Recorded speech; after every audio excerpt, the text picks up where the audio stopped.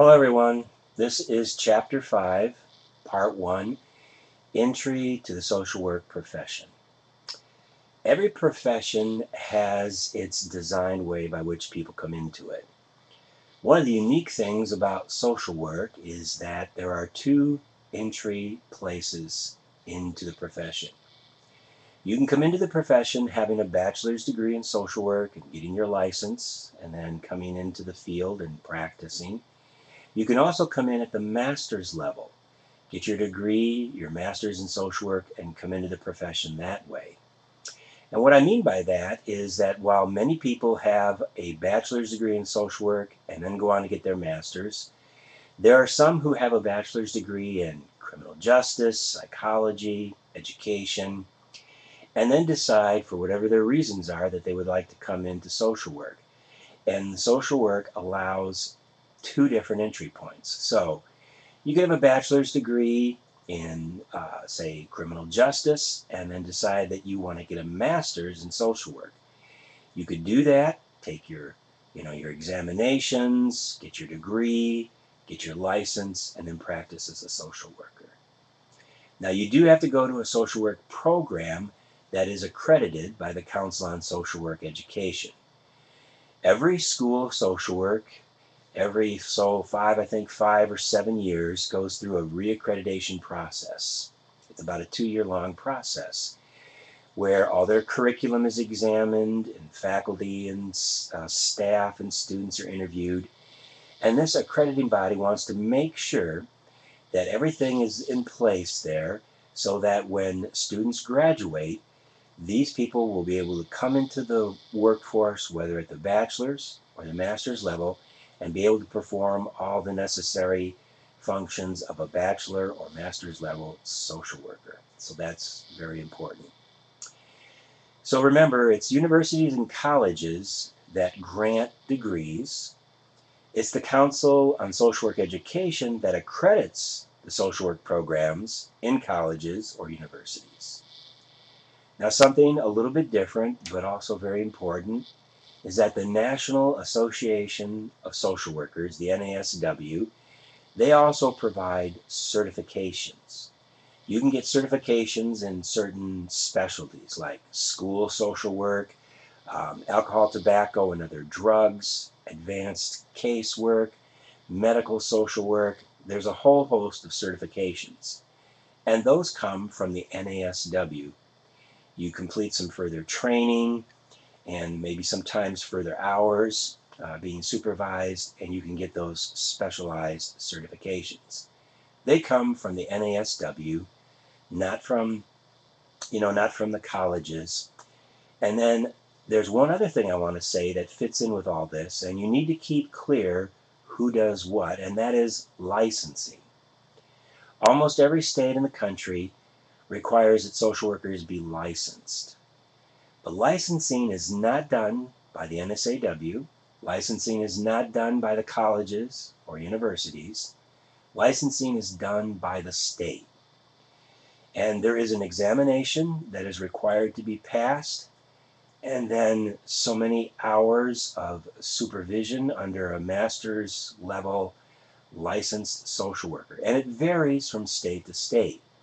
What percentage of the examination you have to pass varies. In some states it's 70% of all the questions, others it's 75%. How many hours of supervised practice you have to have can vary too. But it's usually about 2 years worth of working full-time as a social worker. So remember, licensing is done by the states, and it varies somewhat from state to state. The entry point into social work is through education. That's kind of like the gatekeeper. You have to come into a accredited program at the bachelor's or the master's level. You get your degree from the university or the college. Certification from the NSAW, licensing from the state. Be sure to keep all those clear as you look at that, as you prepare for the quiz.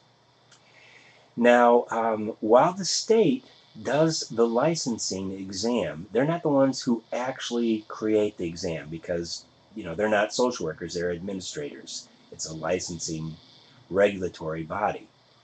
So the Association of School Boards, the Association of the Association of Social Work Boards, not school boards, but the Association of Social Work Boards is the entity, and it's part of the NSAW, that creates and provides these exams at all the different levels, bachelor's, master's, and all the different exams that there are. So the state looks to the Association of Social Work Boards to provide those exams.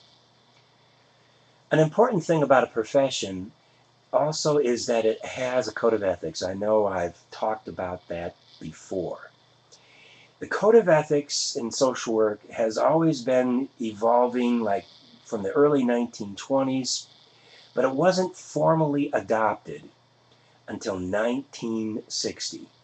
And in 1960 is when the social work profession, the NSAW, had a formal vote and adopted a code of ethics.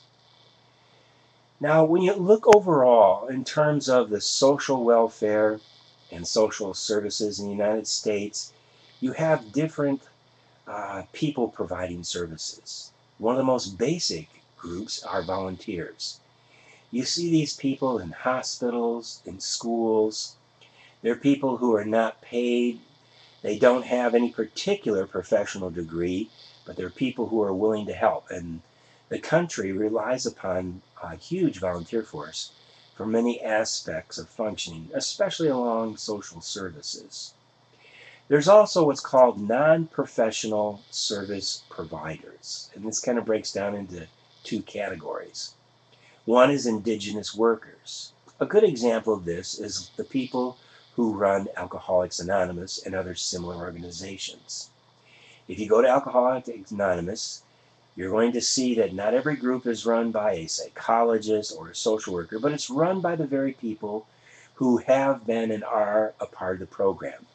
They have some natural personal experience in whatever area it is, and they have found success by working the program, and they are able to help other people. These are indigenous workers, and they do a huge amount of work in the helping area like this. Another one are graduates of community colleges. This is where they get a 2-year associate's degree. It can be in the medical profession. You can also get an associate's degree and become like a social work technician. And so there are many people who graduate with that degree. It's not a professional degree. It's not a 4-year degree. They don't get licensed, but they do a lot of work in hospitals, also in schools, and many other places. And then, of course, you have the bachelor's degrees, master's degrees, and the PhDs. In this chapter, you'll see a table, Table 5.1, that talks about employment, earnings, and training requirements. I encourage you to take a look at that chart and compare some of the different professions, some of the different helping professions. And there are a lot of helping professions that work together. Criminal justice and psychology, social work, and medical professionals often are working together, sometimes actually in well-defined teams. All right, that's the end of part 1. Remember, I'm just highlighting a few things out of this chapter. As always, I encourage you to thoroughly read the chapter, paying a special attention to key concepts and ideas, the words that are in italics, and all the things that I have mentioned before. All right, tune into part 2.